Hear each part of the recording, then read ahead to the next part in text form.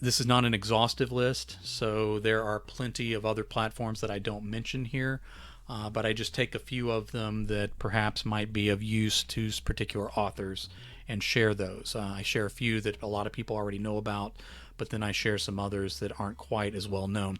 Twitch, of course, is one of the ones that I mention on here, and of course anybody watching live or the VODs later would be familiar with those. Other people might not be as familiar. So this is alternative platforms. The title is Alternative Platforms with Potential for Author Income. The thumbnail I have on here is Alternate Platforms for Authors and Readers. So here we go. The model for authors is simple and straightforward. You self-publish your book on Amazon and wait for millions of dollars to roll in. Or you land a publisher, they publish your book, maybe they get it in stores, they definitely put it up on Amazon, and you wait for millions of dollars to roll in. You can also get an agent who negotiates with a publisher, does all the stuff above, puts it on Amazon, and waits with you for millions of dollars to roll in. Now, of course, that's an oversimplification of it, and I don't mean it as an insult anywhere. I do kind of mean that Amazon is sort of a cornerstone of author income at this point, no matter where you are in the writing field. So it's not a bad idea to kind of look for some alternatives, either for readers or authors. In some cases, the millions of dollars are slow to roll in. You start to believe they might not be coming at all. This is when you might start to consider alternative platforms to share your work with the world. This list is not simply about a brand or social media presence. The concept of an author brand platform includes all of this, but we are focusing on something more specific which might help build that viable author platform. For this list, the sites, services, communities, or platforms included must offer original work from writers to readers available nowhere else. They cannot simply offer pass-through links to content on Amazon. They should also include a viable monetization element, either directly or indirectly, that is more than just an opportunity for exposure. I'm not going to go into a ton of detail of the ins and outs of the operation or setup of accounts on these sites. I'll introduce them, explain them, and let you decide as a reader or author if you are interested enough to go find out more. I will bend and break these rules a couple times, so I definitely did that as we went through here. One of the principles I've operated under since becoming a full-time writer at the beginning of 2013 is diversification. Just like with a financial portfolio, I always strive to diversify my writing income, so when one line of income dropped a little or dried up entirely, I'd have other sources producing or that I was working to build to make up for those losses elsewhere. Another less noble principle I've operated under is throwing stuff at the wall and seeing what sticks. Lots of things don't and haven't. When something does, I try my best to go after it, learn all that I can from people who have been successful before me, and then try to find my own path to success with that avenue. Some of these platforms might be that thing that sticks to the wall for you and provides diversification within your writing income. If you are a reader, these might be places to find some cool material from authors that you won't find anywhere else. All right, the ones you already know. YouTube, nothing new here, but still a viable platform for monetization. Let me pull that back into sight a little bit there. As they compete with Twitch for live stream dollars, YouTube is innovating faster in that arena than many other options. Streamers are leaving Twitch for YouTube more and more. Authors have had YouTube channels for a while. Most authors who do live streams started here or on Facebook. Then, of course, YouTube is the number one spot for pre-recorded videos of all types. As the pandemic of 2020 pushed more authors to virtual events, there was more exploration of live events on Zoom, StreamYard, and elsewhere. YouTube, like many platforms, is saturated with content and with content creators, but the potential is still there. There's lots of author content on there if you know where to look. Second one you may already know about, Patreon. Many authors are well aware of Patreon. It's a subscription model with tiers offering original content, access to creators, and behind-the-scenes previews and peeks. There are many imitators of this model we'll discuss in a moment. Podcasts. All right, lots of authors, publishers, and readers have podcasts. A number of them offer original author content. They are so easy to start that some authors can't seem to stop themselves from starting new ones all the time. Author/publisher newsletters. Email newsletters are one of the oldest arrows in the quiver. Many authors started and abandoned them years ago. If you have some favorite writers or artists, signing up for their email newsletter isn't a bad idea. They often include perks, original work, and cool insights into what they are creating. The good ones are worth the subscription. All right, next, copies and cast-offs. There's no way to say this without sounding insulting, whether that's my intention or not. Every platform I mention will have competitors who are trying to compete for an audience with the same model. There are also creators who have been banned or restricted by one platform or another who flock to one of these copies that promises more freedom and less censorship. Ko-Fi, Flatter, Podia, Memberful, and many other platforms are alternatives to Patreon that offer essentially the same thing. Some creators are making money on them. They offer material not available anywhere else. They strive to serve some particular niche in order to compete with Patreon. Others among the many Patreon cast-offs are made up mostly of porn stars and conservatives who thought Patreon wasn't giving them a fair shake. I'm not going to get into the validity of the claims of these platforms or creators, other than to say that in the list below, my goal was to offer alternatives that weren't just other versions of each other. They all have similarities, but I chose these for the way they stand out from the rest and because fewer readers and writers have heard of them. All right, viable alternative platforms with potential for author income. Number one, Godless. Godless.com. Godless is hot right now. Authors are putting out original ebooks exclusive to the site for low prices. Some really great stories are as low as 50 cents on the site and available nowhere else. There is a lot of buzz and a lot of repeat buyers who are excited about what they are finding to read. The owner-operator is very hands-on with promotion and is getting readers' attention. Extreme horror and bizarro stories are doing really well with the audience of Godless. The site is very creator friendly with high royalty rates and a focus on customer/reader satisfaction and excitement that is drawing attention to the exclusive titles. You can click the creator button to contact the owner directly and discuss creating a presence on the site. I'm a big fan of godless.com as a reader and as a creator. I currently have, as I'm recording this, I currently have 2 stories on there. I have Seersucker Motherfucker, and I have 10 Christmases in Sleepy Hollow. I'm currently editing a novella called The Curse of the Rat Man, and that's going to go exclusive on Godless as well. There's good returns on there, and all those stories I just mentioned are for 50 cents. I'm probably going to charge a little bit more for Curse of the Rat Man, but not a lot more. And the authors get most of the money. So I'm very excited about that. There is a good bit of extreme horror and bizarro on there, but it's expanding out, and you can find all sorts of original stories on there.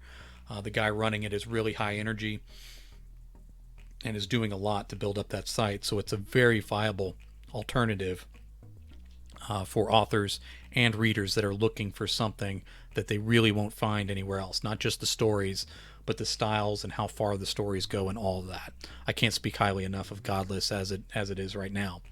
Number 2, Wattpad. Wattpad has been around a while. It came out in November of 2006, preceding the Kindle by 1 full year.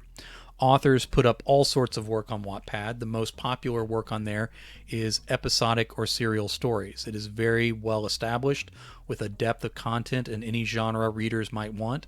Wattpad's audience trends younger, as do a number of its creators. Many of the authors are not published anywhere else, but there is some real talent there. Number 3, Kindle Vela. I'll talk about this a little bit when I'm done here. You should be a little angry that I'm including a platform connected to Amazon on a list of alternatives to Amazon. This is a betrayal to the bill of goods I sold you at the beginning. Still, this new arm of Amazon bears mentioning after Wattpad, as it is an attempt by Amazon to co-opt that audience.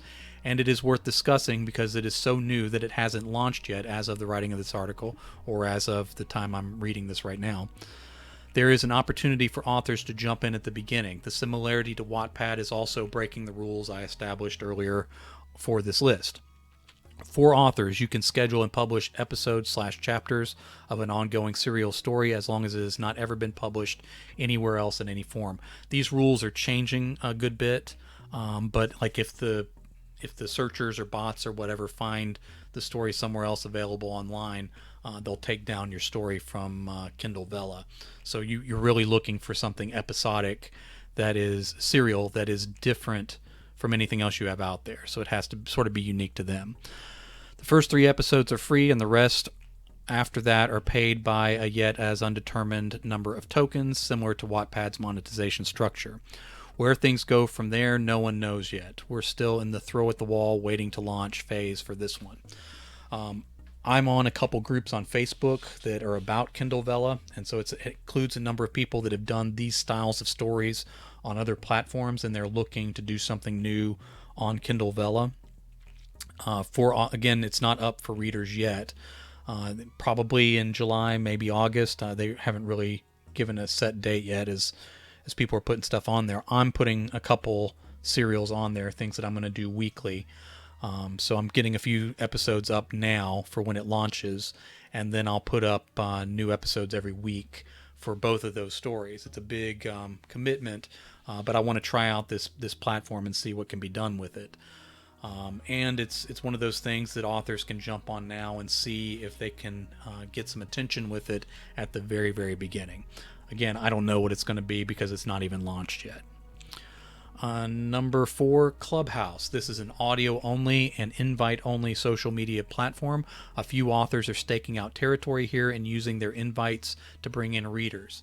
The audio format lends itself to readings, Q&As, and other live discussions without video. The potential here has not yet been fully explored. Brian Keene is one author that I can think of in particular I really like, who is really making an effort with Clubhouse, and then there's a few others that are kind of following his lead.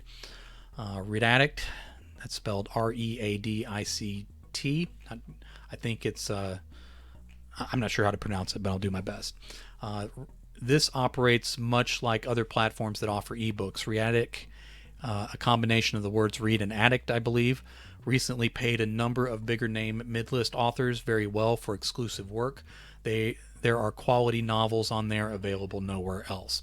The reason I included that one is because I do know some of the authors on there. I kind of missed the opportunity to go on because I really had nothing to offer at the time. But they were paid really well for the novels that went up there, and now those are available. I believe people can read them for free if you're a reader, and then there's other pay models that go with that. Number 6 is Medium. Medium's content is primarily made up of nonfiction articles. It has free and paid content. Writers earn by reads and reading time from subscribers. Medium has a number of copies and cast off with criticisms of the site. Medium also has a number of writers making hundreds or thousands of dollars a month from their regular articles and blogs. Right now, if you're dealing with nonfiction articles, Medium is probably the premier place to go for that. But again, the income is not necessarily guaranteed, and there are a few people with some criticisms of the site. I've planned this year to try it out, so I have a couple article ideas that I'm probably going to put up on Medium, probably starting in June, as I'm recording this in May. And so my idea would be to kind of explore that to see what can become of it, but I really have no presence on there yet, so I don't really know what to say about it other than what I've shared. Twitch is the next one. Now, of course, people watching this on Twitch, this is just not new information for you, but people picking up on this later somewhere else, this may be something to consider. I've talked about Twitch a lot, but I think it is worth mentioning again for the position it holds in the live streaming field. It is primarily for video game streamers, but has a growing number of artists and writers, live streamers joining in and earning money every month. Twitch has a number of avenues for revenue from supporters and for interaction with viewers. There is a robust circle of supporting software to add to the streaming experience. It is still a fairly open field for writers to get in before everyone else does. Being off-brand for writers as a primarily video game-oriented platform, it requires creativity to find your lane and to achieve a working level of monetization. This platform is also owned by Amazon, but that gives the opportunity for anyone with Amazon Prime to subscribe to the channel for free, and the streamer gets paid. All right, Fiction Not. This site offers an interactive community that tends to be supportive from writer to writer. It also includes a regular self-selecting magazine from among all the various creators on the site. Some of the monetization potential is indirect, but there is a lot of great content for readers to browse through. Number 9, Fiction Press. This is the sister site of fanfiction.net. The fanfiction arm has a huge following. The fanfiction work is, of course, based on existing franchises. Fiction Press offers original stories not based on existing franchises. A lot of the potential in Fiction Press comes from the bleed over from the fanfiction site as a percentage of the readers explore new material. Number 10, and this is kind of interesting because I actually got into a discussion about this on in chat on a live stream yesterday. Virtual conventions. This one will be a little bit of an outlier, but I think it's important to discuss. Live virtual events are not really anything new, but they got a new push as 2020 shut down everything. Over that year and into 2021, virtual conventions got better, more refined, and offered richer experiences. Of course, I'm excited to get back to in-person events, but I think it would be a shame to let everything organizers have learned about virtual events fall out of use. Hybrid events could be really powerful and would offer a reach beyond those who can show up physically. A number of virtual conventions over this time frame included virtual dealers rooms. There was interaction at some of them in formats like chat rooms or message systems, and there were sales for authors and publishers participating in the events. All this innovation, in addition to better and better presentations, is too valuable and too new for us to cast off. We are only beginning to unlock the potential. Businesses are exploring more and more what virtual events can offer, and the publishing industry, along with independent authors, should explore whether this avenue has some sticking potential we haven't unlocked yet. Feel very, very strongly about that. I may need to write an entire article just about that. Making a profit at writing is an uphill climb. Making a living with writing is more difficult than that. Every profitable avenue that can be developed, especially where not all other authors have thought to try yet, increases the chances for success. For readers, there are a lot of things competing for your attention. If you are growing bored or are looking for something new, these alternate platforms have stuff you won't find anywhere else. There are some real treasures among those exclusives.